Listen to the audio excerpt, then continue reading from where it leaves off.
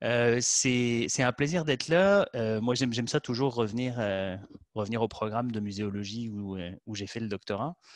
Et puis, en même temps, c'était un peu un défi, comme on se disait juste avant la rencontre avec Marie et Daphné.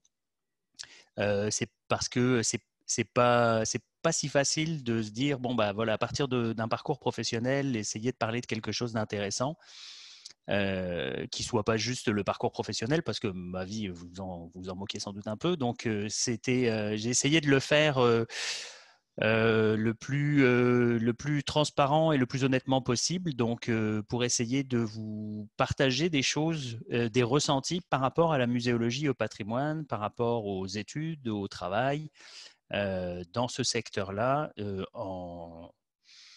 sur la base des presque 20 ans quand même depuis voilà, de 20 ans de travail et d'expérience. Alors, je vais vous partager mon écran. Donc voilà, donc je voudrais vous proposer donc trois parties, parler de trois sujets à partir de trois moments de mon expérience. Je voudrais qu'on parle d'abord formation. En fait, qu'est-ce que on peut dire de la muséologie et du patrimoine en tant que formation, que filière universitaire par rapport à ce que c'est devenu aujourd'hui. Je voudrais vous parler un peu de qu'est-ce qu'on peut faire ou qu'est-ce qu'on fait quand on travaille dans la muséologie et le patrimoine. Où est-ce qu'on peut travailler? Qu'est-ce que ça implique, selon moi, de travailler dans tel ou tel secteur? Et puis, la troisième partie, je voudrais comme insister un peu plus sur la situation particulière du patrimoine mondial et de l'UNESCO, parce que c'est un gros joueur pour ce qui est du patrimoine, parce que c'est aussi une de mes expériences les plus récentes et une des plus intéressantes, je dois dire, d'avoir travaillé avec les Nations Unies. Donc voilà, autour de ces trois parties-là, mais je voulais commencer par quelque chose que vous avez sans doute déjà vu quelque part. Hop là. C'est-à-dire que ma carrière, c'est un peu ça. Je pense comme pour beaucoup d'entre vous, l'objectif était comme beaucoup plus droit, beaucoup plus simple. Et puis finalement, ça s'est pas du tout passé comme prévu. Et je vous rassure, ça continue de ne pas du tout se passer comme prévu. Donc, j'imagine que en fait, c'est tout à fait normal. On est sans doute beaucoup à être dans ce cas-là. Mais je dois dire que le fait d'avoir choisi de travailler dans un secteur dans le secteur de la culture, et particulièrement dans celui de la muséologie et du patrimoine, peut-être que ça aide pas particulièrement non plus à ce que le chemin soit tout droit, parce que c'est un secteur qui est peut-être plus sensible à certains changements, certaines évolutions, parce que c'est peut-être aussi plus en prise avec les changements sociaux, et ils sont rapides et nombreux, ceux qu'on est en train de vivre dans les dernières années, pour ne pas dire dernières décennies. Euh, donc voilà, donc ça a été, pour moi, ça a été un parcours plein de surprises que je vais essayer de mettre à profit et de clarifier avec vous. Euh, un peu de mise en contexte, juste pour qu'on soit ensemble un peu sur la même longueur d'onde. C'est sûr que le patrimoine, c'est une notion assez récente, qui a beaucoup évolué. Alors, je ne vous ferai pas l'affront de vous donner un cours de base sur le patrimoine, mais juste rappeler cette idée-là, parce que évidemment, la transformation de ce qu'est le patrimoine et de ce que sont les musées, depuis le Grand Louvre au petit musée communautaire dont certains d'entre vous reconnaîtront, parce qu'on y a été en voyage de muséologie il y a quelques années à Boruca, au Costa Rica, et les grandes pyramides de Teotihuacan, où on était en voyage de muséologie il y a 3 ans, et la maison Bonsard qui vient d'être inscrite en juillet dernier au Québec. C'est sûr que ces changements-là ont entraîné une transformation aussi de la filière, une transformation des formations, une transformation des filières professionnelles, et basiquement une complexification de la filière, en même temps que la notion elle-même était en train de se complexifier. Il y a 30 ou 40 ans, on travaillait dans les musées et le patrimoine. c'était quelque chose d'assez classique, pour pas dire de carrément conservateur, sans mauvais jeu de mots. Tout le monde savait que pour aller travailler dans un musée, il fallait faire l'histoire de l'art. Pour aller travailler dans le patrimoine, il fallait faire architecture et on ne se posait pas de questions. Évidemment, aujourd'hui, les choses ont complètement changé et ça complexifie un petit peu la donne.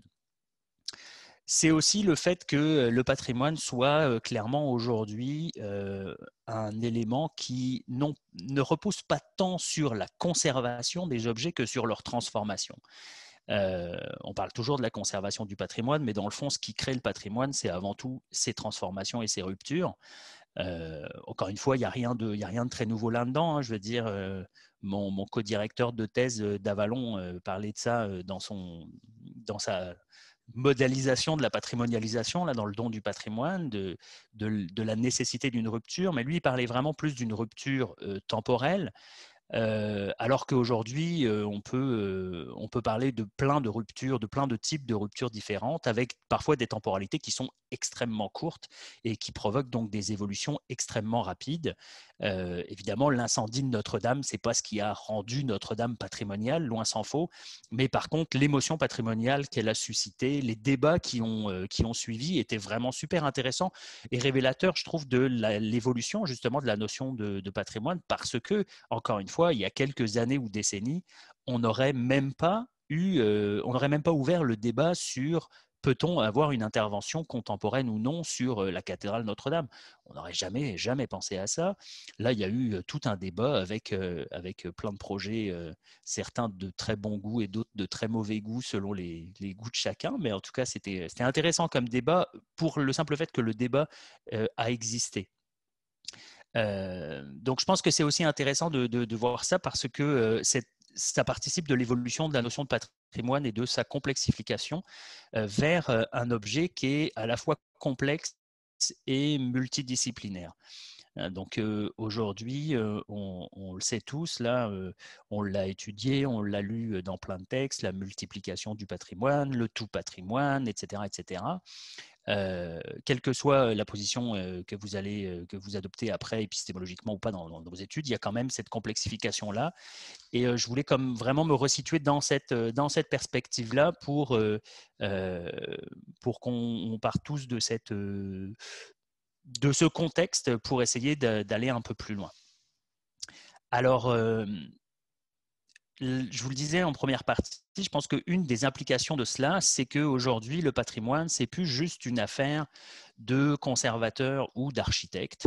Il y a énormément de métiers, il y a énormément de professions qui ont à voir avec le patrimoine et on n'est plus obligé d'étudier strictement les disciplines d'histoire de l'art, ou etc., pour travailler dans le patrimoine. Bien sûr, il y a toujours des restaurateurs d'œuvres d'art, il y a toujours des archéologues, il y a toujours des architectes, mais à côté de ça, il y a aussi tout un pan de l'animation et de la médiation du patrimoine qui s'est beaucoup développé, là, du guide conférencier un peu classique jusqu'au métier de la médiation patrimoniale, et puis tout ce qu'on a aujourd'hui, particulièrement en temps de Covid, d'outils virtuels et donc de ce que ça implique, de compétences informatiques, de prise de vue, de photographie, etc. etc. Et puis aussi la transformation du patrimoine comme objet social et politique. J'y reviendrai un petit peu quand on reparlera de l'UNESCO, mais aujourd'hui, le patrimoine est devenu un enjeu de politique dans tous les sens du terme. Donc, ça va aussi avec un certain nombre de métiers qui travaillent à cette intégration du patrimoine dans les politiques publiques, dans la politique en général, dans les politiques internationales, dans les relations internationales, dans la communication, etc.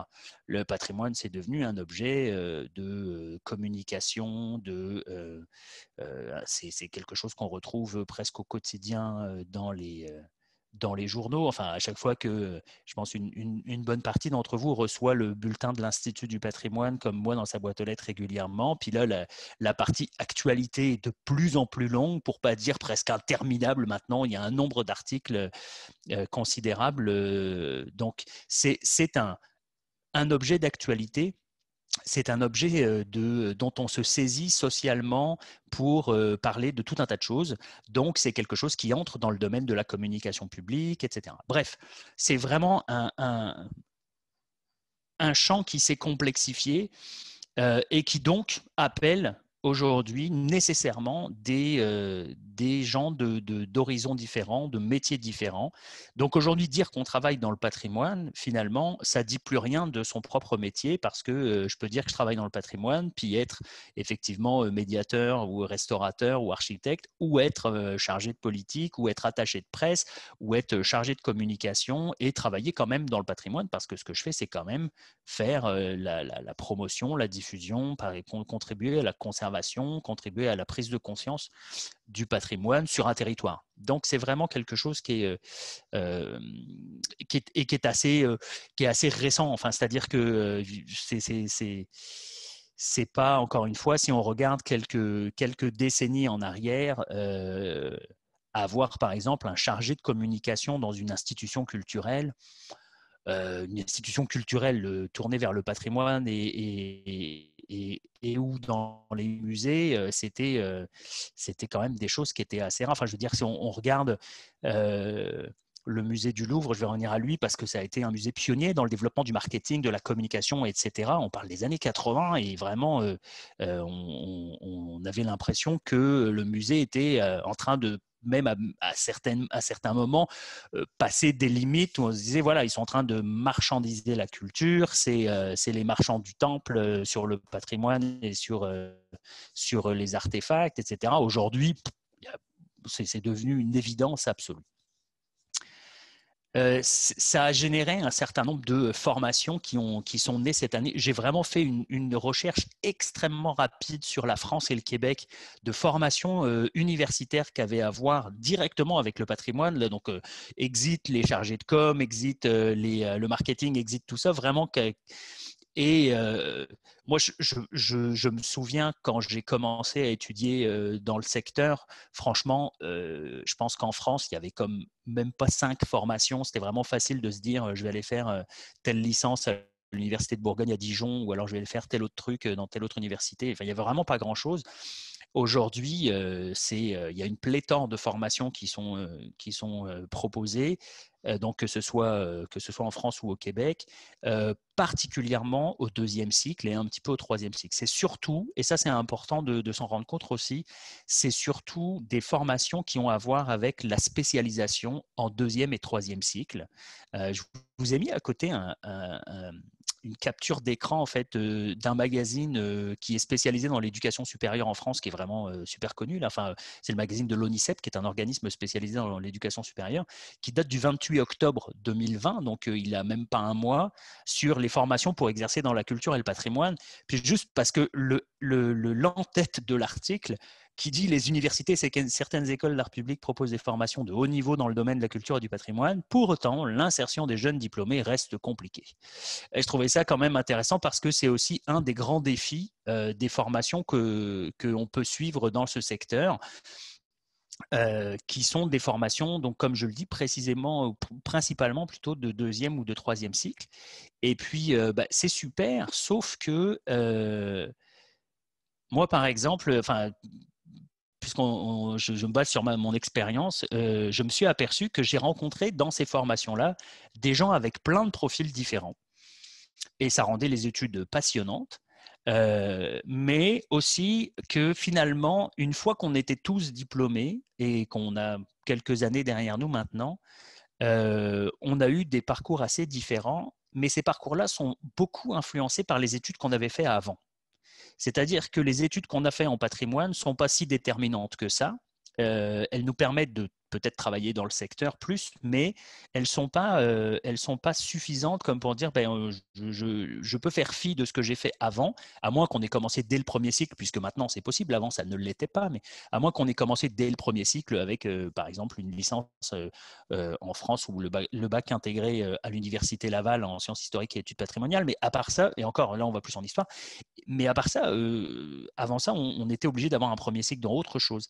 Et ça conditionne, et ça conditionnait, et ça conditionne encore, je trouve aujourd'hui, beaucoup cette chose-là. Parce qu'en fait, il y a assez peu de liens encore aujourd'hui entre l'ensemble de ces métiers du patrimoine et l'ensemble des formations qui existent dans le patrimoine. Je trouve que on est peut-être simplement parce que les choses sont peut-être récentes, toutes les connexions ne se sont pas encore faites entre le secteur, enfin le milieu professionnel et les formations. Mais je vous parle d'un ressenti. Vous pouvez être absolument en désaccord avec ce que je dis, mais je trouve que vraiment, pour l'instant, on a encore du mal à faire ces connexions-là.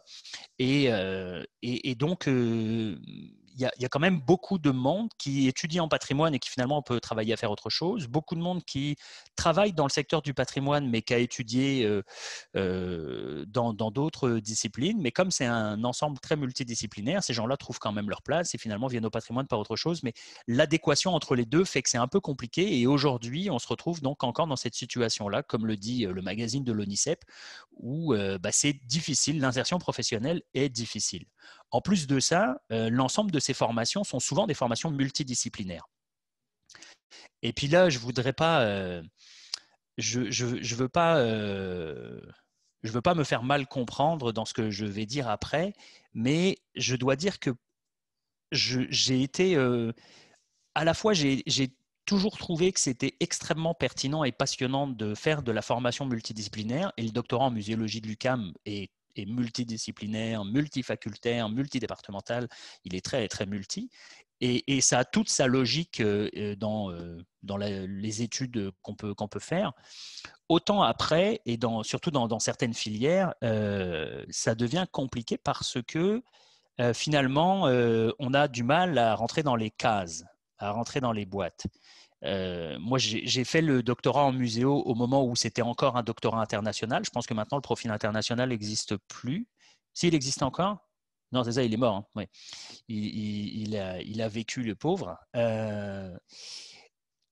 Donc c'est pour ça que moi, j'ai fait le profil international avec le doctorat en communication en France. Et évidemment, quand j'ai fini mon doctorat, j'ai cherché du travail à droite, à gauche, y compris en France et au Québec.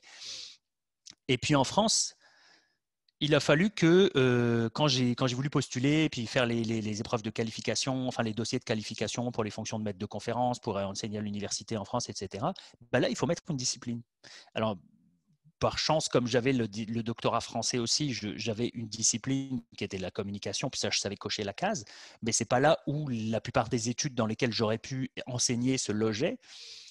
Finalement, je me suis qualifié dans une autre section en France en 24e, donc en aménagement du territoire, qui est une section qui est multidisciplinaire aussi. Ce n'est pas par hasard que j'ai choisi celle-là aussi, parce que j'aurais pu essayer il y a beaucoup d'études en géographie qu'on voit avec le patrimoine, en géographie culturelle, humaine, etc. Sauf que moi, je n'avais pas un doctorat en géographie, et même si j'avais une géographe sur mon jury, etc., ça devenait hyper compliqué. Et là, la reconnaissance du multidisciplinaire devient parfois, je dis vraiment parfois, puis encore une fois, je veux pas cracher dans la soupe, mais devient parfois un handicap dans certaines situations quand on dit ben là, comment est-ce qu'on fait? Pareil, j'ai eu l'occasion d'essayer de faire valoir mes études dans d'autres pays.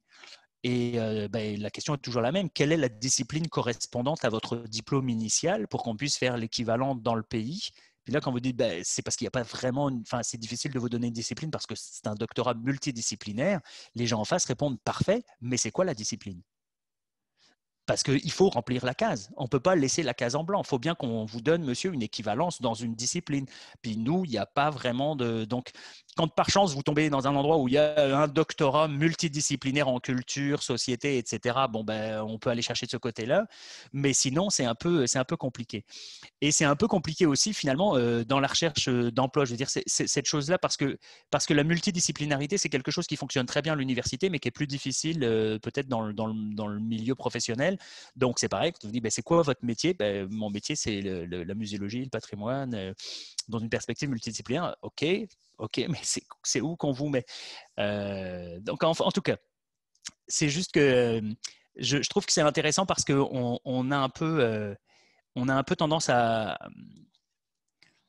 peut-être à minimiser l'importance de ces choses-là. Puis c'est normal quand on est à l'université, puis quand on est en train de faire ses études, parce qu'on a autre chose en tête. Mais je trouve que je trouve que c'est important de le conserver clair à l'esprit et puis aussi de se rendre compte que effectivement les études antérieures comptent aussi pour beaucoup.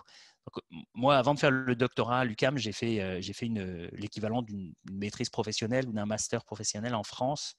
Et je me souviens qu'il y avait vraiment des gens qui venaient de plein de choses. Et ceux qui venaient de la filière de l'ingénierie, de l'architecture, sont retournés travailler dans des cabinets d'ingénieurs et d'architectes. Ceux qui venaient de la filière de communication sont retournés travailler vers la communication. Certains d'entre eux sont restés liés au secteur de la culture et du patrimoine, mais vraiment leur formation initiale a beaucoup déterminé leur suite de carrière. Dans mon parcours, j'ai eu la chance de travailler dans trois secteurs, disons à peu près les trois secteurs dans lesquels on pourrait travailler quand on fait de la muséologie et du patrimoine, quand on s'intéresse à la muséologie et au patrimoine. Le secteur académique, qui reste quand même un secteur assez important, le secteur public et puis le secteur privé. Donc, je veux juste comme passer à travers ces choses-là comme des possibilités ou qu'est-ce que ça veut dire travailler dans l'un ou l'autre de ces secteurs-là.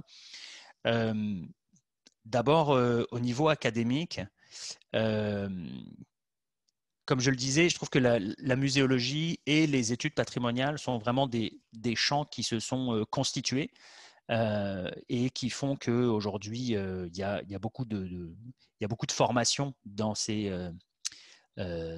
secteurs-là, dans ce champ-là. Mais ce que je trouve toujours très drôle, avec un petit pincement de rire jaune, c'est que dans les formations en patrimoine, il y a tout plein de monde d'autres disciplines. Il y a des architectes, il y a des communicateurs, il y a des historiens d'art, il y a des historiens, etc. Mais quand moi j'essaye de faire comprendre à une école d'architecture que pour enseigner sur le patrimoine, il devrait avoir un spécialiste en patrimoine et pas un architecte, là ça passe pas. C'est en règle générale, alors c'est souvent un architecte qui sait du patrimoine. Je ne dis pas que les gens ne sont pas compétents, mais je dis que dans beaucoup de formations, quand il y a des choses en patrimoine, des cours en patrimoine ou des projets de recherche ou etc., c'est beaucoup plus difficile d'aller chercher quelqu'un qui est spécialiste en muséologie et en études patrimoniales, alors que dans les études en muséologie et en études patrimoniales, on n'a aucun problème à aller chercher les autres disciplines parce qu'on est plus multidisciplinaire par nature. Donc je pense que ça se comprend, et en même temps pour moi c'est un problème parce que qui évolue quand même, hein, c'est pas les choses évoluent, mais je trouve que c'est un problème parce que ça confine les études en muséologie et en patrimoine au sein d'elles-mêmes. C'est-à-dire qu'on a étudié dans ce secteur-là, si on veut enseigner, c'est comme difficile de sortir de ce secteur-là. C'est pas possible que tous les gens qui font un doctorat en muséologie reviennent enseigner au cycle supérieur en muséologie. Il y a un moment, c'est pas l'objectif. Donc, je dois dire que l'UQAM n'est pas forcément le meilleur des exemples ou le pire des exemples pour ça, parce que moi, j'ai l'occasion d'enseigner en patrimoine, justement en études urbaines, en maîtrise en développement du tourisme, etc. Donc finalement, il y a un peu de ça. Mais ça a été pendant longtemps, ça a été des cours qui ont été tenus par, et puis il y a encore des gens qui sont historiens de l'art, urbanistes, etc., qui donnent ces cours-là, mais chacun avec sa spécialité, et des gens qui ont des disciplines, qui avaient des disciplines initiales qui étaient autres, mais qui ont définitivement inscrit leur carrière professionnelle dans les études patrimoniales. Donc je dirais que l'UQAM n'est pas tellement un mauvais exemple sur ce plan-là. À l'Université de Montréal, ça commence un petit peu. Moi, j'ai étudié aussi un peu à l'Université de Montréal, puis j'ai des collègues là-bas. Et il y a une maîtrise en conservation du bâti où justement, il y a cette volonté-là qui est quand même dans une école d'architecture, puis qui a quand même cette difficulté-là, et puis surtout qui a eu une fermeture de 2 ans, cette maîtrise-là. Dieu merci, elle a rouvert récemment, puis je suis vraiment content pour mes collègues de l'UDM qui font la promotion de cette formation-là, parce que je trouve qu'elle est intéressante, mais justement, je trouve que c'est un exemple peut-être d'une formation qui aurait beaucoup plus à offrir que ce qu'elle n'offre actuellement, que ce qu'elle ne peut offrir actuellement. Euh, Parce que justement, c'est une maîtrise qui a du mal peut-être à se situer entre l'architecture, l'urbanisme, l'architecture de paysage, l'aménagement dans cette grande faculté de l'aménagement de l'UDM, mais dont tout le monde a vu que finalement c'était une formation pertinente, puisque quand elle a été fermée et réouverte parce qu'il y avait cette pertinence-là, puis cette demande-là. Donc, ça veut dire, je trouve que le secteur académique, c'est un secteur qui est intéressant, mais qui est vraiment encore où il y a un sous-développement des possibilités pour le champ des études muséologiques et patrimoniales de pouvoir être plus accueillis dans d'autres disciplines, justement, de pouvoir aller plus dans ces autres disciplines qui peuvent s'intéresser et qui ont des formations qui intéressent au final la muséologie et le patrimoine. Je veux dire, la diapositive que je vous montrais avec tous les différents métiers, puis je ne les ai pas tous mis encore, qui étaient là et qui étaient possibles, dans toutes ces formations-là, les gens qui vont après travailler en communication, qui vont travailler en marketing, qui vont travailler en développement du tourisme, qui vont travailler, etc., ce serait intéressant qu'au moment où on leur parle de culture, de musée puis de patrimoine, ce soit des spécialistes de ces champs-là qui puissent venir leur parler d'un point de vue universitaire. Il y a souvent des professionnels qui interviennent dans ces cours-là, et c'est très bien aussi, des gens qui font le lien avec le milieu. Mais en tout cas, mon sentiment, c'est qu'il y a encore un peu de résistance à reconnaître les gens qui ont étudié et qui sont spécialistes de ces champs-là comme des apports possibles dans les autres formations. La deuxième chose, par rapport alors là, plus par rapport au patrimoine, et ça, je trouve que c'est peut-être une différence entre la muséologie et le patrimoine, justement, parce que moi, donc, j'ai été plus vers le patrimoine, mais j'ai des collègues qui ont fait le doctorat avant, en même temps ou peu après moi, que j'ai vu évoluer professionnellement aussi, qui ont été plus vers la muséologie ou vers les musées. Et je trouve qu'il y a peut-être une différence là pour le coup entre les deux.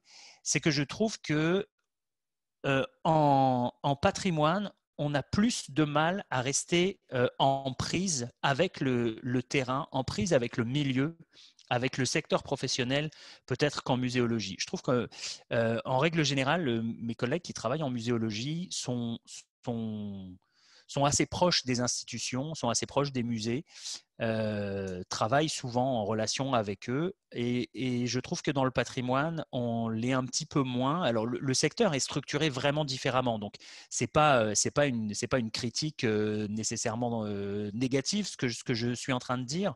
Mais pour avoir fait les deux, pour avoir été vraiment dans l'université, pour avoir été ensuite complètement sur le terrain, pour avoir été entre les deux, je trouve que c'est un secteur qui souffre encore d'un manque de connexion locale qui manque d'une connexion avec le milieu local euh, et du coup qui génère aussi une différence entre les formations qui sont des formations plus professionnelles, la formation continue et les formations académiques. C'est-à-dire qu'en patrimoine, on trouve encore beaucoup de, de, de distinction entre les formations professionnelles, surtout pour la formation continue, parce que là, par exemple, il y a des gens qui travaillent dans des institutions ou dans les gouvernements locaux, par exemple ici dans les municipalités, les MRC qu'on va voir avec le patrimoine, qui ne sont pas formés là-dedans, donc ont besoin de se former. Et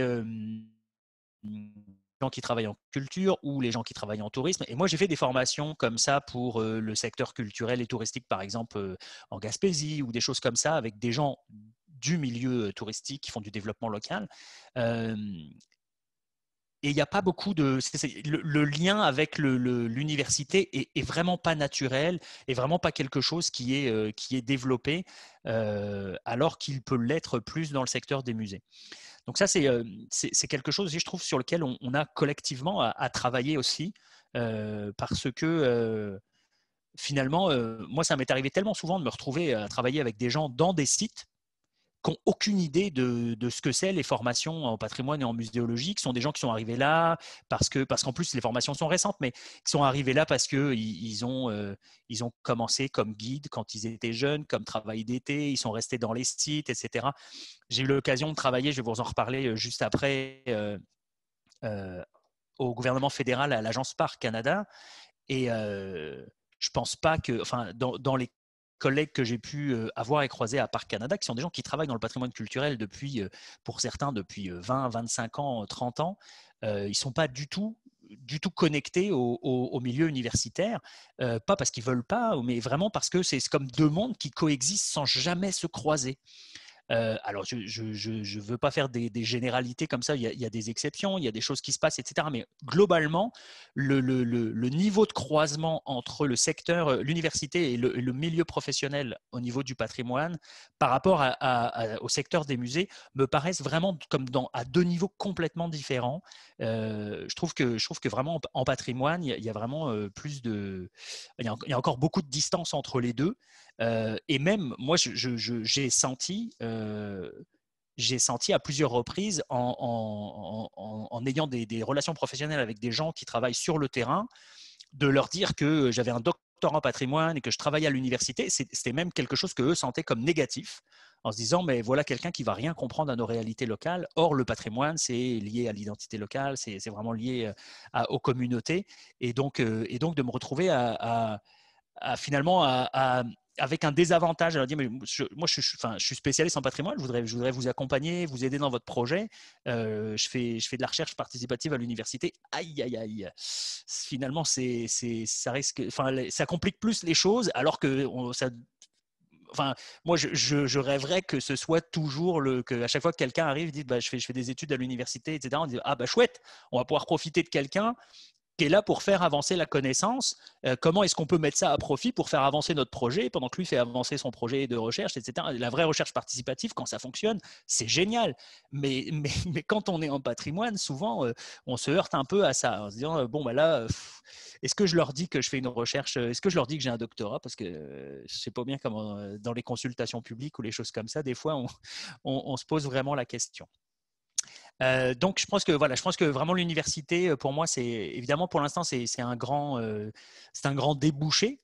Parlons en ces termes-là, en termes de carrière pour la muséologie et le patrimoine. Je pense que c'est un grand débouché, mais il y a aussi encore beaucoup de travail à faire. Alors encore une fois, ce n'est pas forcément une critique négative que je veux faire. Je pense qu'il y a une question de jeunesse du secteur aussi par rapport à des sites qui fonctionnent depuis longtemps. Il y a une complexité, il y a une multiplication aussi. Il y a beaucoup plus de sites patrimoniaux que de musées, en tout cas au Québec par exemple.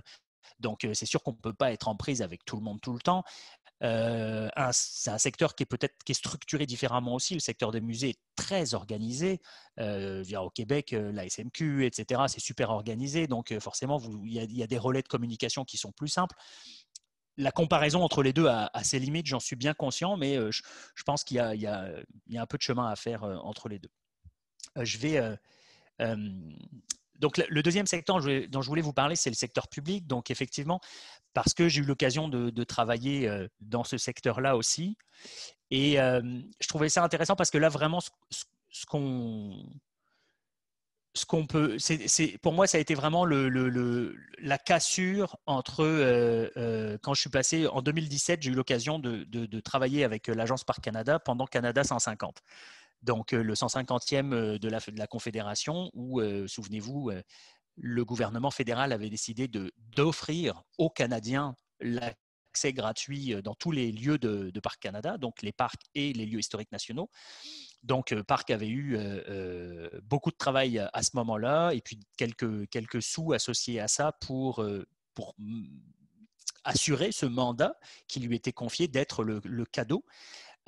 Et donc, du coup, moi, j'ai pu travailler 1 an avec Parc pour venir renforcer les équipes de Parc Canada pendant cette année-là. J'ai travaillé sur les lieux historiques nationaux, donc puisque c'était ma spécialité, c'était plus le patrimoine. J'ai travaillé plus en communication, comme agent de communication pour Parc, pour faire la promotion des lieux historiques nationaux pendant cette année-là. Et alors ça a été une belle expérience. J'ai vraiment appris beaucoup de choses. Euh, et puis je suis content d'avoir une ancienne collègue de Parc Canada dans les gens qui sont présents à la conférence en ce moment. Bonjour, Anna. Donc je ne peux pas dire du mal des architectes parce qu'Anna est architecte en patrimoine, donc je suis surveillé. Mais ça a été une belle expérience, mais vraiment pour moi, ça a été, ça a été un peu un choc au départ en arrivant, de me dire que finalement, euh, j'avais eu une vie professionnelle avant de m'intéresser au patrimoine qui était plus en culture et en communication. Et ce qui était drôle, c'est que quand je suis arrivé à Parc Canada, les gens étaient plus intéressés par mon expérience et mes compétences en communication plutôt que par mes 10 ans de travail d'études de recherche en patrimoine. Et là, pour une agence qui travaille là-dessus et pour travailler sur les lieux historiques nationaux, donc vraiment du patrimoine culturel, j'avoue que ça m'a un peu interloqué au départ en disant bon, c'est les besoins, donc on va travailler avec ça. Et en même temps, évidemment, ça a été super intéressant. Puis ce que j'ai fait m'a évidemment grandement servi, mais c'est pas la question, mais c'est juste de se rendre compte, c'est ça, de cette un peu de cette déconnexion entre aussi un autre pan du secteur qui est là la gestion publique du patrimoine, donc avec Parc, où les choses vivent dans un autre univers, où là, l'évolution de la notion de patrimoine, la complexification, la multidisciplinarité dont je vous parlais au départ, sont des choses qui sont presque pas encore arrivées. Où en fait il y a une machine, et là je sais pas juste par que je sais que après j'ai travaillé avec d'autres administrations gouvernementales, d'autres ministères, ou etc. Et on sent que l'administration publique, il y a encore quelque chose qui est un peu difficile, qui n'est pas encore complètement intégré, qu'on est encore sur des notions qui sont un peu plus en retard ou qui n'ont pas fini d'intégrer cette évolution de la notion de patrimoine. Et c'est important de s'en rendre compte, je pense, parce que sinon on ne se comprend pas. Là. Clairement, il y a des fois on se met à discuter de choses qui sont complètement différentes. Et puis on le voit aussi, enfin je veux dire en France, avec les différences qu'il peut y avoir entre l'administration des bâtiments de France, etc., les monuments historiques, les architectes en chef des monuments historiques, etc., qui, qui est un corps d'État extrêmement codifié, etc., où les choses évoluent. Et elles ont surtout évolué ces 15 dernières années, je dirais. Mais on sent qu'il y a encore quand même, il y a une inertie, voilà, il y a une inertie de la machine à absorber les changements et les évolutions du secteur, qui fait que c'est un petit peu surprenant. Et je pense que ça explique aussi un peu des fois où c'est peut-être une conséquence de la déconnexion dont je parlais précédemment. Vraiment l'impression que des fois que l'université est sur un rythme et que le secteur est sur un autre rythme, et qu'au final, quand on assoit, et moi ça m'est arrivé de voir ça, et c'est malheureux de voir ça, je vous le dis, des professionnels et des universitaires autour d'une table de discussion, et qui ne parlent absolument pas de la même chose, puis que ça finit en foire d'empoigne parce que les gens du secteur ont l'impression de se faire insulter parce qu'ils ne comprennent rien au patrimoine, parce que l'universitaire est en train de leur faire un cours. Ils ne sont pas venus pour ça, ils sont venus pour parler de leur expérience. L'universitaire a pas mal intentionné, il essaye juste d'expliquer qu'on ne peut plus parler du patrimoine de la même façon. Puis là, des fois ça se passe bien, des fois c'est l'enfer. Euh, et ça, je trouve que, enfin pour moi, ça a été éclairant de travailler au sein d'une administration publique comme Parc, que je connaissais déjà. Je veux dire, j'avais déjà des collaborations avec Parc Canada, mais de travailler à l'intérieur et de se rendre compte aussi de l'appareil gouvernemental et de ce que ça implique. Évidemment, une administration, il y a aussi beaucoup de procédures administratives. On ne peut pas faire ce qu'on veut, on ne peut pas faire comme on veut. Parfois, c'est très très lourd. Les projets de restauration sont éminemment compliqués parce qu'ils sont soumis à des règles qui sont les règles des marchés publics, qu'on soit en France ou qu'on soit au Canada. C'est des règles qui sont compliquées, qui sont complexes, et qui parfois s'adaptent pas du tout à la réalité de ce que sont les bâtiments patrimoniaux. Enfin, je veux dire, on peut pas faire un appel d'offres de la même façon si c'est pour un bâtiment neuf ou si c'est pour restaurer un bâtiment ancien. Et pourtant, les règles d'administration publique sont à peu près les mêmes. On dit, bah, prenez un appel d'offres et faites un appel d'offres avec ça, et ça correspond pas du tout. Donc, il y a aussi il y a aussi une inadéquation parfois du système de l'administration qui fait que ça facilite pas les choses. Puis évidemment, on n'a pas forcément le temps donc de lire les derniers articles universitaires publiés dans les revues de recherche, etc. Il reste que je trouve que c'est un travail qu'il faut faire, puis qui peut quand même mener à des belles choses. Enfin, je veux dire, il y a beaucoup de choses qui bougent aussi sur le terrain qu'on ne voit pas forcément quand on est à l'université. Ça marche aussi dans l'autre sens là, et il faut le signaler. C'est pas simplement que des fois l'université avance plus vite et le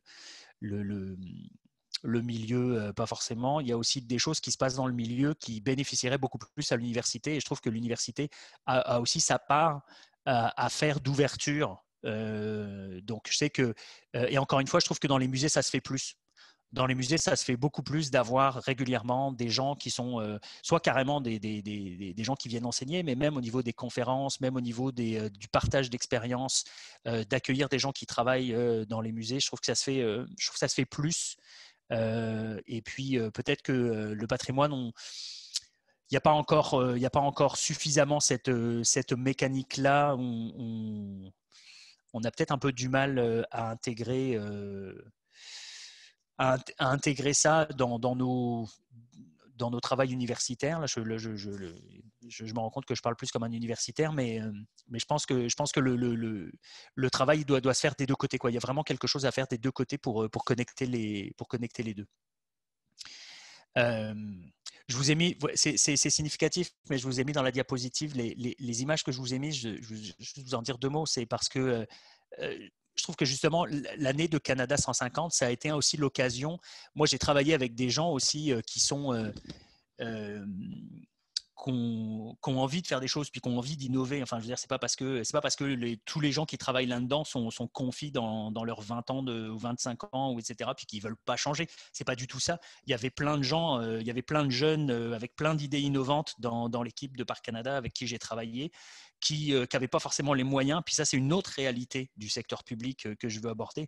C'est que les moyens du secteur public aujourd'hui n'ont rien à voir avec ce qu'ils ont été. Et qu'on ne peut pas non plus demander au secteur public de faire ce qu'il faisait ici ou en France ou dans d'autres pays il y a 30 ou 40 ans. Enfin, c'est plus du tout les mêmes moyens. Et justement, je trouvais que Canada 150, ça avait été, dans mon expérience professionnelle, ça avait été la démonstration de ça, c'est-à-dire de gens qui cette année-là, avait plus de moyens pour faire des choses, avait plus de liberté aussi parce qu'on voulait faire des choses innovantes, on voulait avoir quelque chose à présenter au public au niveau de l'administration fédérale qui soit intéressant pour les jeunes, qui soit intéressant, qui soit pour le public en général, mais vraiment plus pour les jeunes, qui soit en lien avec la modernité, les objectifs du gouvernement, etc. Et donc, du coup, ça a permis de faire des choses intéressantes comme vraiment de donner par exemple les manifestations qu'il y a eu au Fort Témiscamingue au Bijouen, où vraiment il y a eu des grandes avancées pour travailler avec les communautés autochtones et en particulier donc au moment de Canada 150, puis ça faisait partie des politiques gouvernementales. Et puis au niveau il y a eu deux événements expositions au lieu historique Sir Georges-Étienne Cartier dans le vieux Montréal, et qui était donc Rêver un pays, et puis le Noël victorien chez les quartiers. Noël victorien chez les quartiers, c'est une vieille animation qui est là depuis super longtemps, mais qu'on a eu l'occasion de revamper pour Canada 150, et c'était vraiment cool justement d'avoir là. Alors évidemment, il faut rester dans un certain cadre, il y a un discours, etc. Mais là, d'avoir la possibilité d'aller créer des trucs et puis de faire une soirée champagne dans un lieu historique national en fin d'année pour parler du Noël à l'époque victorienne d'une façon qui soit un peu plus moderne que ce qui était fait jusque-là,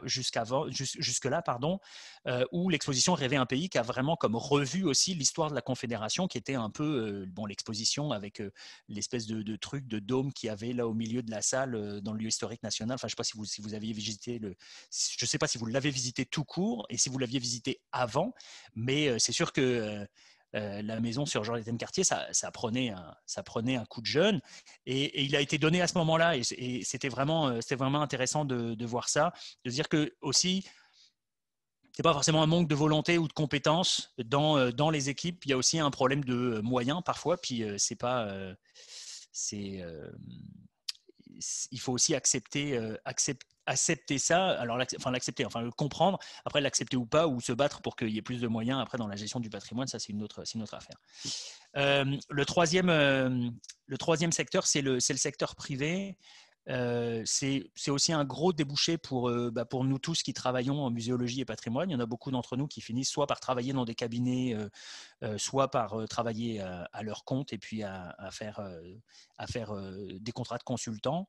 Moi, c'est plus ça que j'ai fait ces dernières années pour des raisons aussi d'opportunités professionnelles. Comme je vous disais, vous pensez, c'est le diagramme de départ. À un moment, je me suis retrouvé sur la pente de faire ça et puis ça a donné comme ça, tant mieux.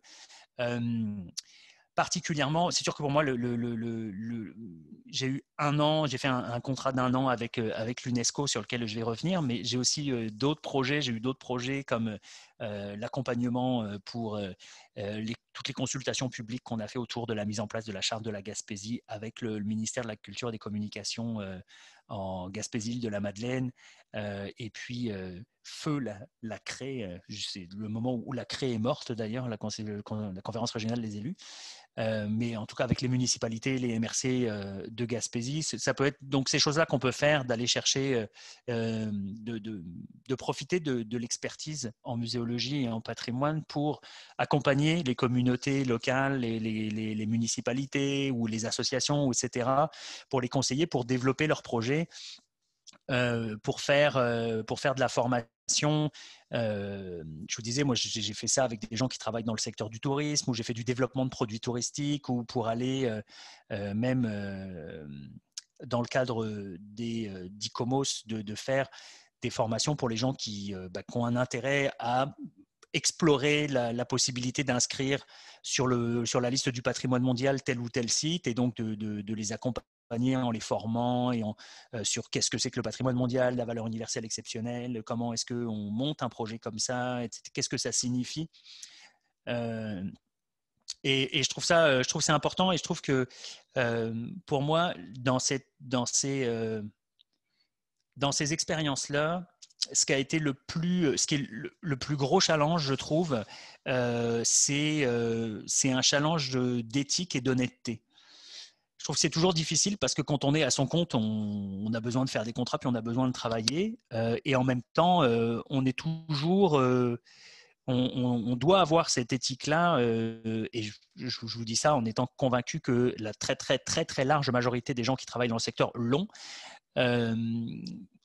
Parce que le patrimoine, c'est un secteur, et le patrimoine et les musées, c'est un secteur dans lequel les gens ont souvent beaucoup d'espoir, beaucoup d'attentes, et il y a aussi beaucoup de projets qui n'ont vraiment pas d'allure.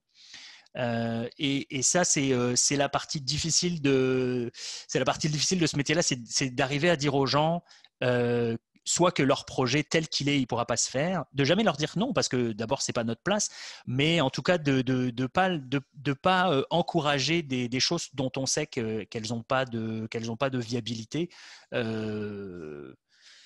Parce que des fois, les gens sont prêts à vous donner un contrat. Enfin, eux, ils veulent telle ou telle chose et ils sont prêts à vous donner. C'est sûr que si on leur dit, moi j'ai eu le cas plusieurs fois, on m'a dit mais on te donne le contrat, oui mais je peux, mais c'est pas grave, mais on s'arrange, mais tu vois, on veut tellement arriver à ça, on pense que tu pourrais nous aider avec ça. Et d'arriver à dire, bah, écoute, enfin moi, j'aimerais beaucoup travailler avec vous. Votre contrat, je suis pas contre faire un contrat. Des fois, j'en ai besoin, moi aussi. Enfin, j'ai besoin de travailler, mais pas comme ça. Pas comme ça parce que c'est pas bon pour vous, c'est pas bon pour votre communauté, c'est pas bon pour votre projet. Je crois sincèrement que c'est pas comme ça qu'il faut faire. Et ça, je trouve que c'est le plus gros défi qu'il y a en fait, je trouve dans ce travail-là de travailler à son compte. Peut-être que c'est bateau de le dire, mais en tout cas pour moi c'est quelque chose d'important.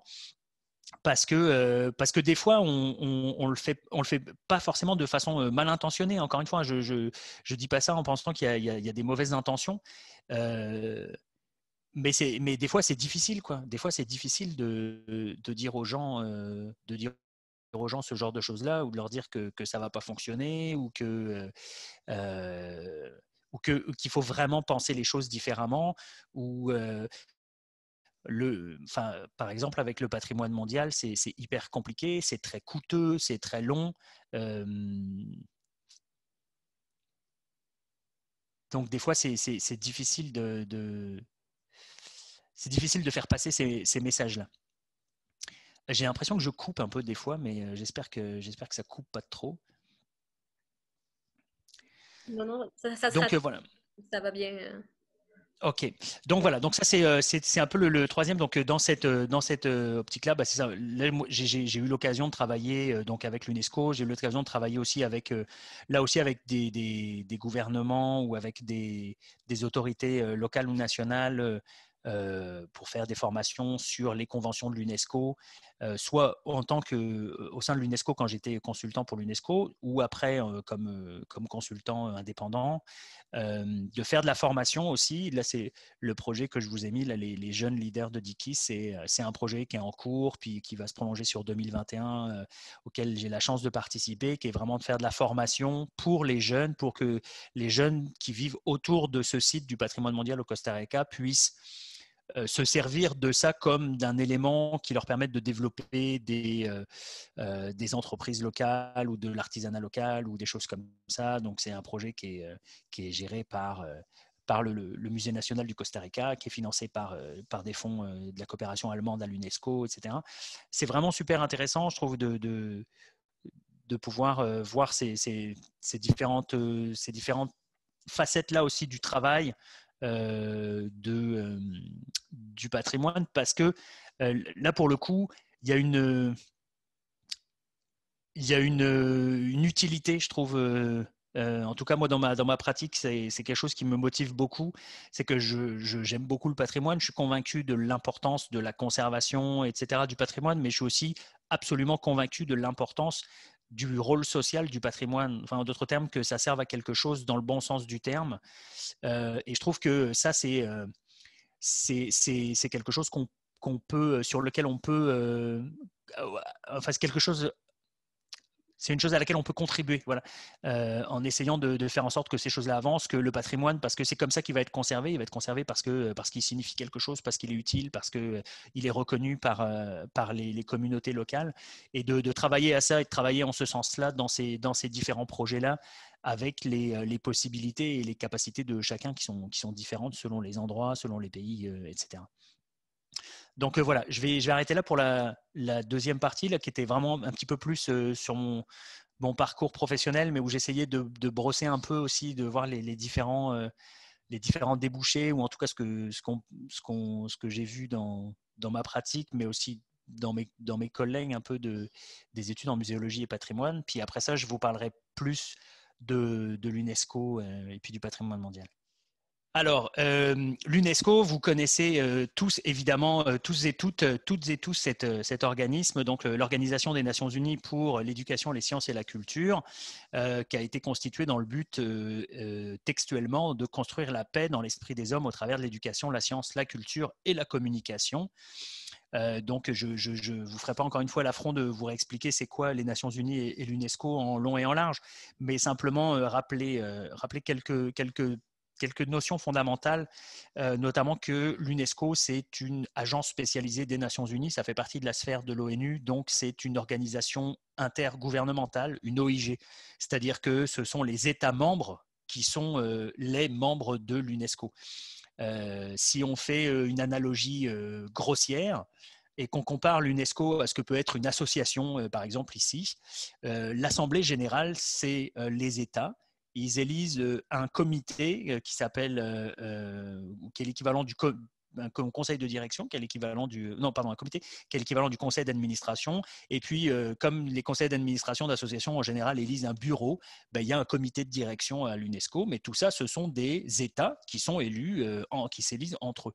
Donc, pourquoi est-ce que je fais ce laïus? Parce que c'est toujours extrêmement important à comprendre, et ça explique pourquoi aucune agence des Nations Unies ne va jamais violer le principe de souveraineté des États, parce que ce sont des États qui décident et que les États ne vont pas décider que leur souveraineté n'est pas importante.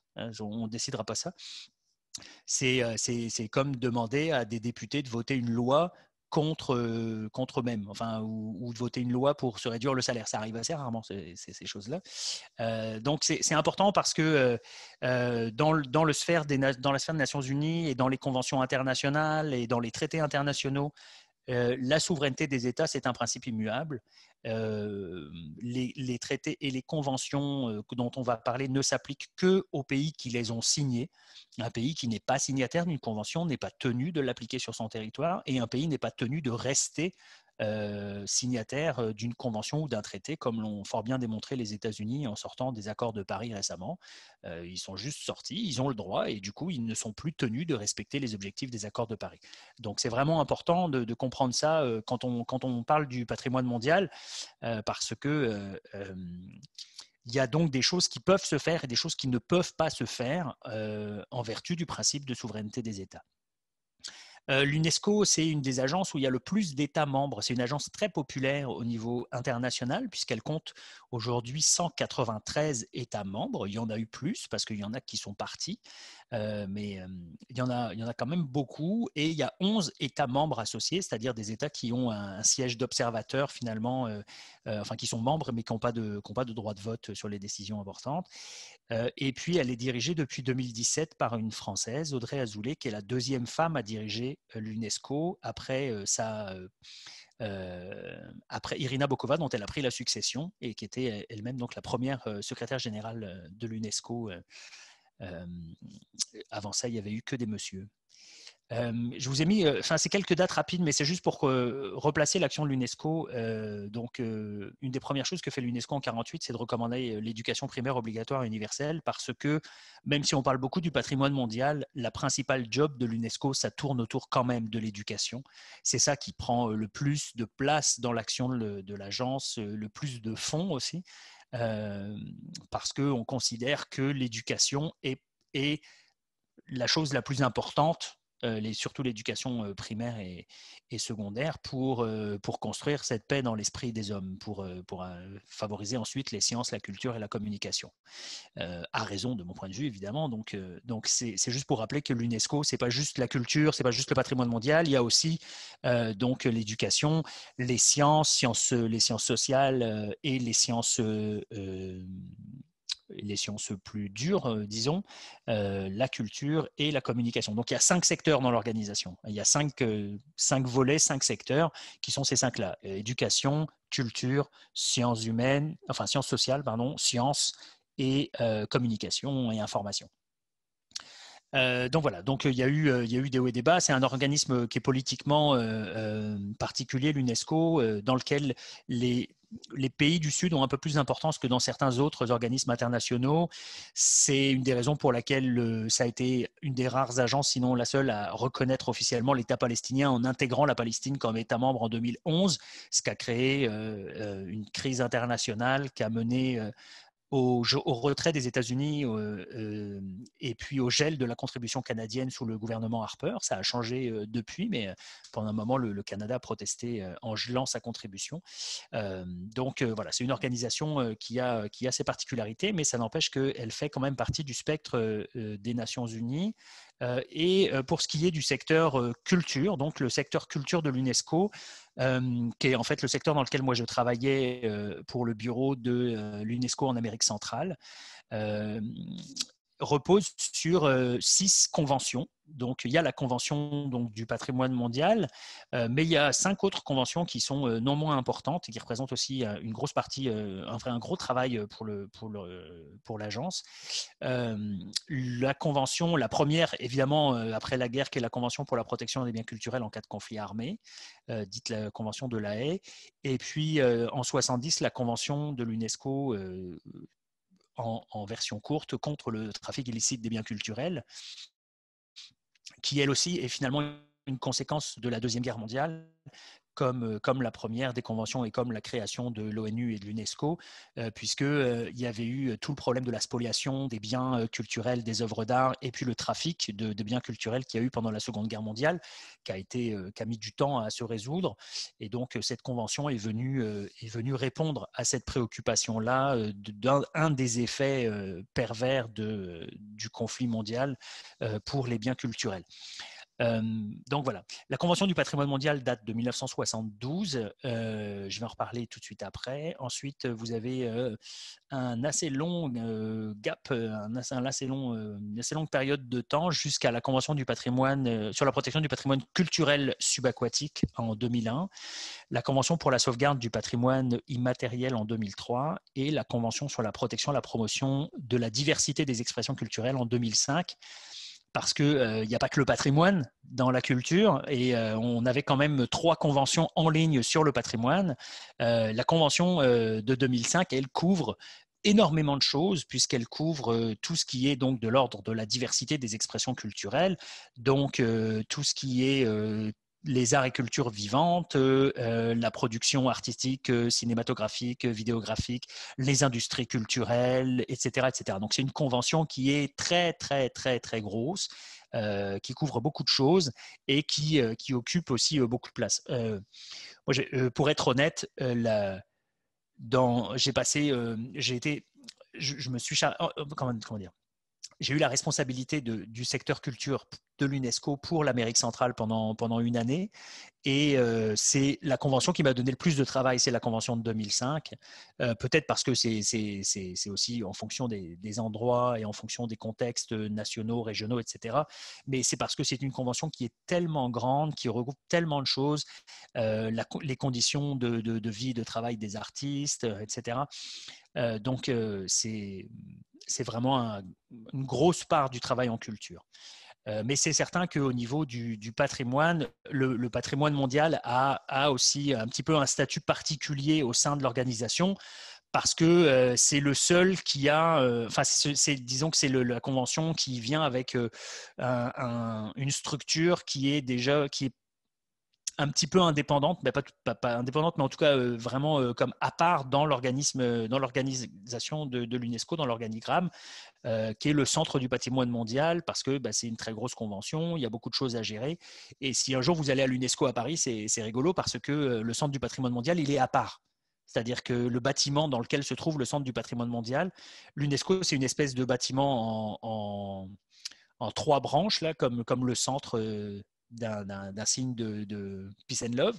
Donc, peut-être fait pour ça d'ailleurs. En tout cas, donc l'UNESCO a cette forme-là, et il y a un petit bâtiment sur le côté, un cube, et ça c'est le centre du patrimoine mondial. Donc il est physiquement même un petit peu indépendant dans le bâtiment. Euh, Aujourd'hui, au patrimoine mondial de l'UNESCO, il y a 1121 biens qui sont inscrits. Alors, le patrimoine mondial, il y a des biens culturels et des biens naturels. C'est un peu la particularité de cette convention, c'est qu'elle regroupe dans une seule et même convention les biens culturels et les biens naturels, ce qui est un petit peu particulier puisque, en fait, en règle générale, à peu près toutes les administrations gouvernementales du monde logent le patrimoine culturel dans le ministère de la Culture et le patrimoine naturel dans le ministère de l'Environnement ou à peu près son équivalent. Il y a guère que en Équateur en 2007 où on a créé un ministère du patrimoine qui d'ailleurs n'a pas duré sous cette forme-là.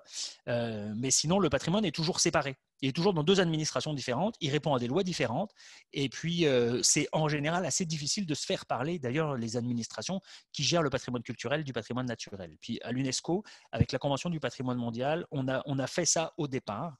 On a rassemblé 2 courants qui qui se développaient depuis les années 60 autour du patrimoine culturel et autour du patrimoine naturel.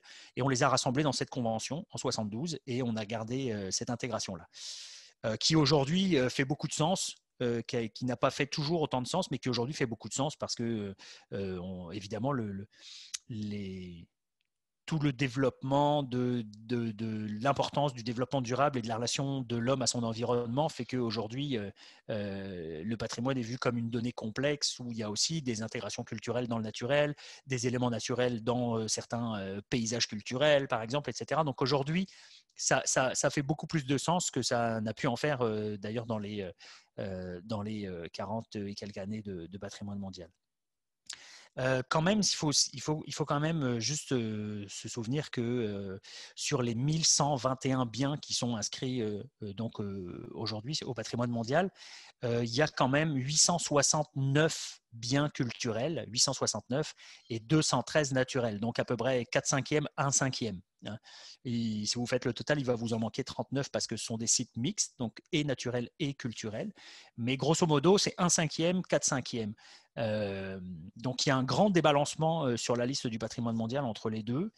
Et ça, c'est un enjeu qui est quand même assez ancien. C'est un enjeu qui a une trentaine d'années au sein de l'UNESCO d'essayer de rééquilibrer la liste, sachant que de toute façon, d'abord, il serait illusoire de prétendre qu'on peut avoir autant de sites de l'un et de l'autre parce que le patrimoine, par définition, si on considère que c'est une construction sociale, c'est donc un acte culturel, donc c'est moins facile d'avoir du patrimoine naturel.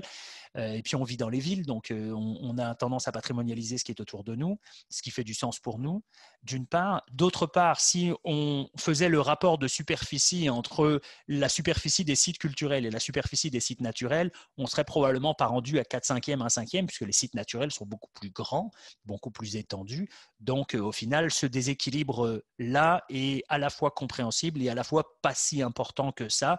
Il faut modérer ce que disent les chiffres parce que c'est pas tout à fait parlant. Mais il reste qu'il y a quand même un débalancement sur lequel l'UNESCO essaye de travailler. L'autre grand débalancement, c'est en fait, l'autre débalancement, déséquilibre, c'est entre les différentes régions du monde. Donc, il y a 5 régions dans le monde pour l'UNESCO. L'UNESCO découpe le monde en 5 régions de façon politique. Ce n'est pas des découpages géographiques, vous allez comprendre, puisqu'il y a une zone qui s'appelle Europe-Amérique du Nord, une zone qui s'appelle Amérique latine-Caraïbe, une zone Afrique, une grande zone Asie-Pacifique et une zone plus petite, juste les États arabes. Donc, c'est vraiment des divisions politico-culturelles qui répondent à différentes raisons. Mais donc, on peut regrouper les sites comme ça. Et si on regroupe les sites comme ça, ben, on se rend compte que, évidemment, la zone Europe-Amérique du Nord regroupe 531 sites sur les 1121. Donc, presque la moitié des sites en Europe-Amérique du Nord. Puis, pour être honnête, ils ne sont pas tellement en Amérique du Nord. Donc, ils sont vraiment... il y en a dans les 500 en Europe simplement. Ensuite, il y en a 269 en Asie-Pacifique. L'Asie qui monte beaucoup parce qu'il y a des grandes possibilités. Puis la Chine a beaucoup investi dans le patrimoine ces dernières années et puis d'autres pays de la région. Donc ça a beaucoup augmenté. En Amérique latine et Caraïbes, on a 96 sites. Il y en a 86 en Afrique. Non, 96 en Afrique, pardon, 143 en lac, 96 en Afrique et 86 dans les États arabes. Donc vraiment là beaucoup moins, 146, 96, 86. Et puis par contre, ce qui est intéressant, c'est que il y a une deuxième liste dans le patrimoine mondial. Il y a la liste et puis il y a la liste des sites en péril, donc des sites qui ont besoin d'une intervention particulière parce qu'ils sont leur valeur universelle exceptionnelle est menacée. Sur les 53 actuellement inscrits sur la liste en péril, il y en a 16 qui sont en Afrique et 21 qui sont dans les États arabes. Donc les deux régions qui ont le moins de sites regroupent 37 sites en péril sur les 53. Donc évidemment, on comprend tout ça, il n'y a rien de très surprenant là-dedans. Les régions les plus pauvres et dans lesquelles il y a le plus de conflits sont les endroits où il y a le moins de sites et où ils sont le plus en péril, parce que faire inscrire un site sur la liste du patrimoine mondial, c'est compliqué, c'est long et c'est coûteux.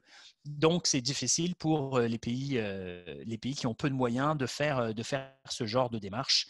Voilà. Et puis, donc, il y a eu 2 sites qui ont été délistés en 2007 et en 2009. Si on regarde ce déséquilibre-là d'un point de vue géographique. Voilà, ça c'est une carte qui date un petit peu, mais elle est 2016, mais la situation n'a pas vraiment changé. Si on donne à chaque pays son importance relative par rapport au nombre de sites qu'il a, voilà la carte du monde. Donc évidemment, c'est très eurocentré. Aujourd'hui, on aurait peut-être un peu plus de place au niveau de la Chine, mais on serait à peu près sur la même forme. Ce que je trouve intéressant, c'est que si vous regardez en bas, la déformation est encore plus forte si on considère juste les sites culturels, et elle est presque pas visible si on regarde juste les sites naturels. Les quelques 200 sites, 197 sites naturels qu'il y avait en 2016 sont finalement pas si mal répartis que ça, parce que même si la bulle européenne est un peu grosse et qu'elle écrase un petit peu l'Afrique, on reconnaît quand même grosso modo la face du monde. Alors que du côté des sites culturels, on n'est pas du tout là-dedans. Donc voilà, donc ça c'est un enjeu qui est un vieil enjeu du patrimoine mondial, d'arriver à rééquilibrer les choses, parce que aussi, évidemment, le patrimoine mondial de l'UNESCO, c'est quelque chose qui s'est construit, c'est une notion qui s'est construite sur une version occidentalisée de la notion de patrimoine. Donc, ça correspond particulièrement aux pays de l'Europe occidentale et ou de culture occidentale, la raison pour laquelle le Mexique est très, très représenté, et évidemment pour la proximité culturelle entre le Mexique et puis l'Occident en général. Donc ça, c'est un vieil enjeu pour l'UNESCO, arriver à rétablir ces choses-là. Mais moi, je voulais vous parler de ce que je trouve être les enjeux d'aujourd'hui pour le patrimoine, puis j'en mentionnerai 5. Il y a quelques mois, j'en avais que 4, mais là, je suis obligé d'en rajouter un 5e avec ce qui se passe en ce moment, évidemment. Le premier, qui est un enjeu permanent, mais qui me semble toujours d'actualité et de plus en plus d'actualité, c'est que quand même, le patrimoine, on cherche à le préserver. Veut pas, à partir du moment où on fait du patrimoine, quelle que soit la façon dont on le fait et la raison pour laquelle on le fait, il faut le protéger, il faut le préserver, et c'est vraiment un enjeu. Et particulièrement, je trouve, par rapport à l'attitude des États ces dernières années qui se désengagent du soutien technique et financier dans la conservation du patrimoine. Comme le patrimoine, ça devient de plus en plus une affaire locale, les États nationaux trouvent qu'ils ont de moins en moins de raisons de financer ça, et ils ont de moins en moins de moyens, donc il faut couper quelque part. Mais du coup, je trouve que ça rend l'enjeu de la conservation et de la préservation encore plus actuel et plus prégnant que jamais. Non seulement des biens culturels matériels, et pas simplement, là je vous dirais, même au-delà du patrimoine mondial, puisque vous voyez, la photo des poteries, c'est une récupération de pièces mésoaméricaines qui relèvent plus de la convention finalement contre le trafic illicite, la convention de 70. En dessous, vous avez une carte des 577 langues qui sont en danger critique de disparaître aujourd'hui dans le monde. Donc on est plus dans la convention de 2003, mais il n'empêche que ça s'applique au patrimoine mondial comme au patrimoine en général. Je trouve que il y a un grand enjeu en ce moment, parce que on a l'air de justifier ça sous prétexte qu'il faut que tout le monde participe, que le patrimoine c'est avant tout local, donc que les collectivités locales peuvent prendre ça en charge. Ça date déjà de quelques années, hein, ça a surtout commencé dans les années 90. Si certains d'entre vous ont regardé ça un jour, peut-être vous avez vu, si vous êtes intéressé à la question de la décentralisation du patrimoine sur le vieux continent, en France, il y a eu un truc très intéressant qui s'appelait le rapport Raymond. René Raymond, c'est un monsieur à qui on a demandé de faire un rapport au milieu des années 90 pour justement décentraliser la propriété du patrimoine. C'est-à-dire que l'État français trouvait qu'il y avait beaucoup trop de monuments historiques et que ça lui coûtait beaucoup trop cher. Donc, il a demandé une étude pour voir quels sont les monuments historiques qui pourraient être transférés aux collectivités locales, parce qu'ils ne sont pas tellement d'importance nationale, et donc, en fonction de leur importance régionale ou locale, de transférer ça aux municipalités, aux régions, etc. Donc, il y a eu tout un très, très beau rapport fait par M. Raymond, et c'est vraiment super intéressant. Et évidemment, le problème, c'est que le transfert de propriété venait sans aucun transfert de crédit. Donc, la très, très grande majorité des collectivités locales qui se sont vues offrir du patrimoine l'ont refusé, parce que, évidemment, c'était pour elles une dépense supplémentaire sans affectation de fonds. Ça n'a pas très, très bien marché. Il y a quelques sites pour lesquels ça a marché, mais c'est les sites où il y avait une relative rentabilité économique, notamment due au tourisme.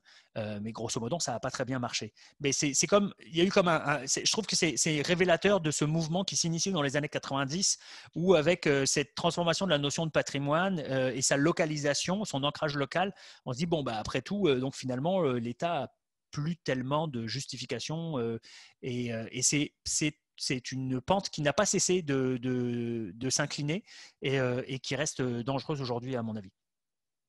Je vais aller plus vite sur les autres risques. Le deuxième, pour moi, c'est le défi, enfin sur les autres défis, pas vraiment des risques, sur les autres défis. Pour moi, c'est le défi d'impliquer les communautés locales parce que maintenant, il faut tout le temps impliquer les communautés locales.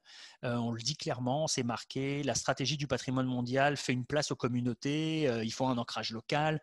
Évidemment, il y a eu la déclaration sur les droits des peuples autochtones en 2007.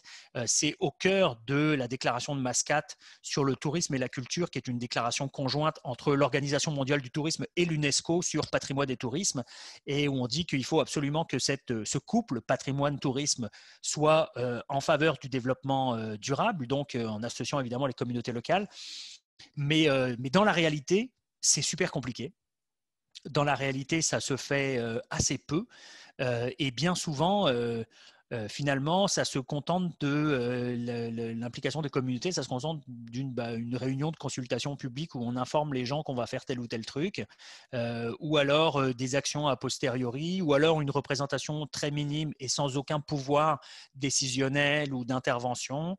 Et ça reste un grand défi, je pense, pour le patrimoine en général, d'arriver à véritablement impliquer les communautés d'une bonne façon. C'est-à-dire que vraiment, alors, il ne faut pas le faire de la même façon partout, évidemment.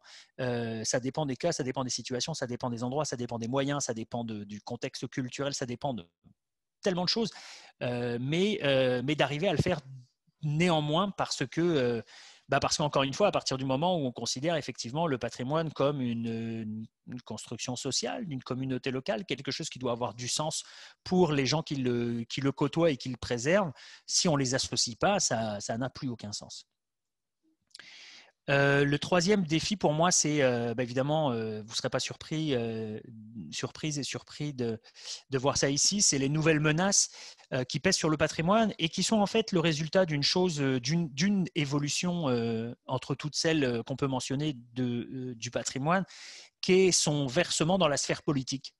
Le patrimoine était quelque chose qui relevait quand même beaucoup plus de la technicité des experts en patrimoine jusqu'il y a quelques décennies, et qui, au fur et à mesure, c'est complexifié, diversifié, on en a déjà parlé, mais ça a fait rentrer le patrimoine dans une sphère qui n'était pas la sienne au départ, qui est la sphère du politique. Et on le voit aujourd'hui, notamment dans le fait que le patrimoine soit pris comme cible parce que c'est un symbole. Donc politiquement, on va aller bombarder une mosquée, on va aller détruire un temple de Palmyre, etc. On va le faire avec des caméras, comme on l'a fait pour la première fois finalement avec les Bouddhas de Bamiyan au début des années 2000. Même si on sait qu'en fait, par exemple, les destructions de Palmyre sont beaucoup plus là pour couvrir le trafic illicite de biens qui viennent financer l'EI, plutôt que vraiment pour faire une démonstration symbolique. Mais ça n'empêche que le patrimoine est vraiment rentré dans cette sphère-là. Et on le voit aussi au niveau du patrimoine mondial dans les négociations qui se jouent au sein du comité du patrimoine mondial, où c'est plus simplement le critère technique qui, lui, est toujours là, est toujours important, est toujours très sérieux. Il y a toujours un critère technique. Il y a quelqu'un un jour qui me posait la question comme ça dans une conférence, disant, mais aujourd'hui, est-ce qu'il y a encore une raison technique dans l'inscription au patrimoine mondial? Oui, évidemment, il y a toujours cette étude-là qui est faite et elle est très importante, mais il n'y a plus simplement ça, il y a aussi une dimension politique importante. Et souvent, on voit ça d'une façon négative, et à certains égards, ça peut l'être, mais c'est aussi positif en ce sens que le patrimoine devient aussi quelque chose qui, politiquement, a du sens, a du poids, et sur lequel on peut jouer. Donc, aujourd'hui, ça a un impact sur l'opinion publique, ça a un impact sur la politique, et ça, il y a quand même beaucoup de représentants de la société civile qui l'ont compris et qui s'en sont saisis, et c'est tant mieux parce que souvent, c'est dans le but de justement conserver le patrimoine. Donc, le fait que le patrimoine soit devenu un objet politique, oui, c'est un symbole qui peut être détruit par une organisation terroriste, mais c'est aussi un symbole qui peut être brandi par une organisation civile qui souhaite le conserver ou qui souhaite défendre quelque chose et qui peut comme ça donc le faire émerger dans la sphère publique. Donc, mais il n'empêche que ça vient avec certaines menaces qu'on découvre encore, parce qu'il y a encore quelques années, on ne pensait pas que c'était possible. Enfin, on ne pensait pas que quand les Bouddhas de Banyan sont fait exploser, on pensait tous que ça n'allait pas arriver.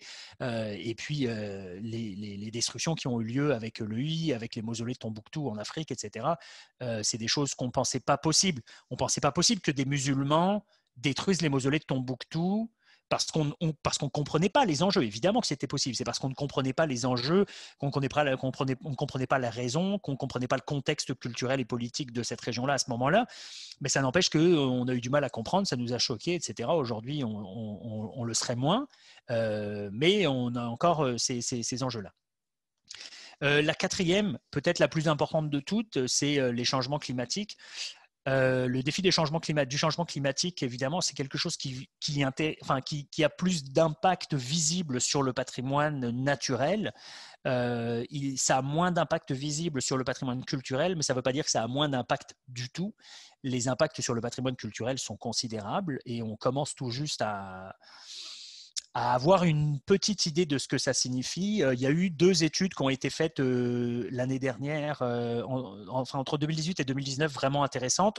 Une sur les sites qui sont vulnérables à la montée des eaux autour de la Méditerranée. Puis là, on parle de 123 sites culturels inscrits au patrimoine mondial qui sont directement vulnérables à la montée des eaux.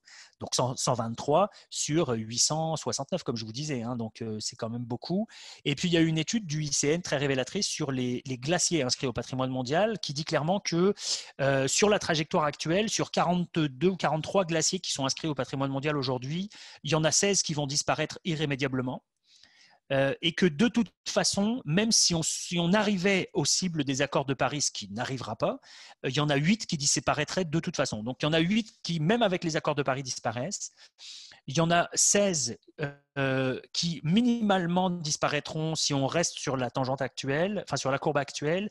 Et comme il est probable que ça soit pire, on parle en fait de 40 sur 43 qui sont en danger réel de disparition juste pour les glaciers inscrits au patrimoine mondial. Alors c'est sûr que la glace, hein, c'est particulièrement sensible au réchauffement climatique. C'est sûr que les zones tropicales, l'écosystème tropical est peut-être un peu moins sensible à ça, mais néanmoins, ça donne une idée, pas de l'immédiateté, en fait, ça donne une idée du retard qu'on a avec les changements climatiques. C'est pas qu'il n'est pas minuit moins une, ça fait largement, ça fait très longtemps qu'on est en retard et on ne prend pas du tout la mesure de ça. Dans les discussions aujourd'hui, enfin de mon point de vue, dans les discussions aujourd'hui, on cherche encore à voir comment limiter les impacts des changements climatiques quand je pense qu'on devrait être en train d'essayer de décider c'est quoi le patrimoine qu'on va pouvoir sauver et celui qui de toute façon on ne pourra pas sauver parce que il y a des sites qui vont être impossibles à sauver techniquement, financièrement, enfin tout ce qu'on veut. Je veux dire, c'est vraiment c'est un problème qu'on a un peu balayé sous le tapis et on n'a encore soulevé que le coin du tapis, je pense.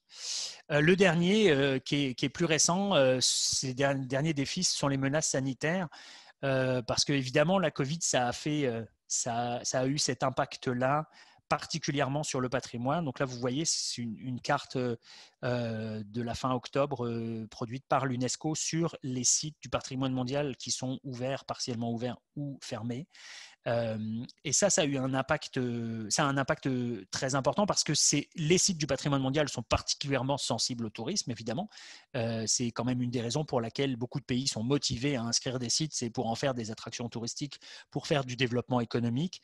Donc c'est sûr que dans ces conditions-là, il y a eu un impact et il y a encore un impact. Et en fait, on ne sait pas finalement encore véritablement quel va être l'impact de la crise sanitaire actuelle sur les sites du patrimoine, en particulier sur les sites du patrimoine mondial. Par contre, on est sûr qu'il va falloir d'une certaine manière transformer les choses et peut-être, et moi c'est un peu l'espoir que j'ai, peut-être mettre en évidence que le désengagement des États, ce n'est pas quelque chose de viable. Ces sites-là sont des sites trop importants pour dépendre uniquement des rentrées d'argent liées aux visites touristiques. Ça n'est pas possible. Ça n'est pas possible. Ça a fonctionné, ça peut fonctionner dans certains cas, même si, on le sait bien, des sites comme le Machu Picchu, la muraille de Chine, etc., génèrent tellement de dommages à travers la fréquentation que finalement, est-ce que le jeu en vaut vraiment la chandelle? On peut se poser la question. Mais là, de toute façon, la crise actuelle dans le secteur du tourisme fait qu'il va falloir repenser le modèle de gestion de ces sites-là d'une manière qui n'est pas claire pour le moment, franchement, puisqu'on ne sait pas comment ça va faire après, on ne sait pas comment ça va se redévelopper. Donc là, il y a un autre défi qui me paraît vraiment très très important, très immédiat, en cours, dont on verra bien ce qu'il nous réserve. Et voilà, merci.